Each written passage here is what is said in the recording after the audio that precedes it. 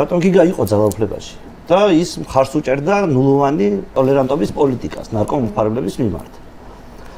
დღესაც არ ითხოვს და არ არის მომხრე ნარკოტიკების ლეგალიზაციის, როგორც მის პოზიციიდან ჩანს, ალბათ ახლა მის პოზიციას კიდევ უფრო მეტად გაშლის, მაგრამ მეც ვიცი მისი პოზიცია ამ შემთხვევაში როგორია. იმ პოლიტიკამ, რასაც ბატონი გიგა მხარს უჭერდა, ხალხი დახოცა. ჩემი აზრით, სრულიად უდანაშაულო ხალხი.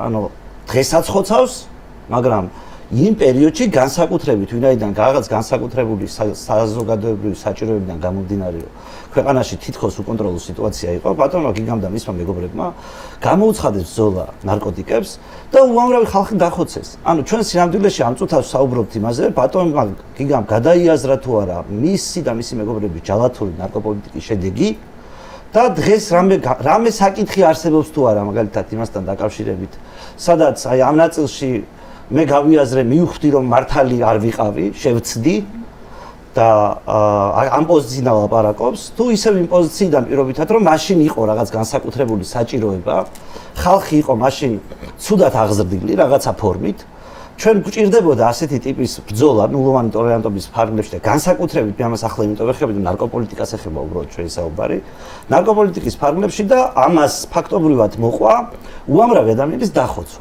მე ვიცი რაღაცნაირად იყო საუბრები მასთან დაკავშირებით რომ მაშინ ასე იყო საჭირო და ჩვენ ყოველთვის არ ვაპირებდით ამ ღონისძიების გატარებას. თითქოს ეს იყო ერთგვარი დროებითი ღონისძიება, მაგრამ ეს დაახლოებით მე რას მაგონებს იცი რომ მე კი არ გამოვსწორდი და ამიტომ კი არ შევიცვალე აზრი. არამედ შენ გამოსწორდი, ჩემი ამ ტერორის შედეგად ჭკუა გასწავლე.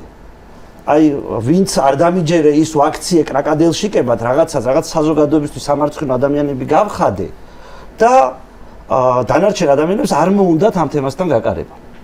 აი ეს არის პოზიცია, რომელიც ნაცმოძრაობას ჰქონდა ნარკოპოლიტიკასთან დაკავშირებით ნულოვანი ტოლერანტობის ფარგლებში. ეს იყო ის პოზიცია, რომელსაც ბატონი გიგამ მხარს უჭერდა.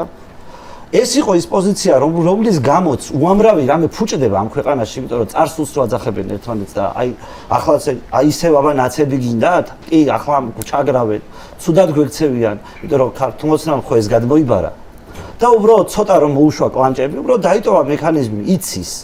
ამადგან იცის, როგორ მოუჭიროს, როგორ მოუშვას ამბერკეტებს, როგორ რა გააკეთოს და შესაბამისად ზუსტად ისევე მართავს წარსული შიშებით ამ საზოგადოებას, როგორც თავის დროზე ნაცმოძრაობა უშავებდა. უბრალოდ ტაქტიკაზეა განსხვავება. ვიღაცა უფრო ნაკლებად ბოროტია, ვიღაცა უფრო მეტად ბოროტია, უფრო მეტად უყვარს ხალხის წვალება, ვიღაცას უფრო ნაკლებად უყვარს ხალხის წვალება.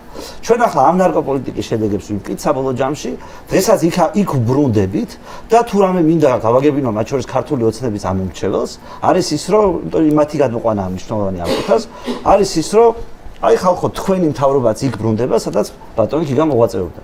და სწორედ ამიტომ ეს ყველაფერი რაც ახლა თქვენ ჩამოთვალეთ როგორც რისკები რაც ყოველთვის არსებობდა, ახლაც არსებობს და ყოველთვის იარსებებს. სანამ ვინმეს თავში აზრად მოუვა ნარკოპოლიტიკასთან და ნარკომანიასთან ნულოვანი ტოლერანტობით ბრძოლა.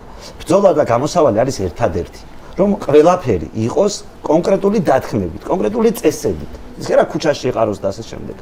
ლეგალური, იმიტომ რომ ყველაფერი პრეპარატია და ყველაფრის ლეგალურად მოპოვების ფორმა არსებობს პრაქტიკაში.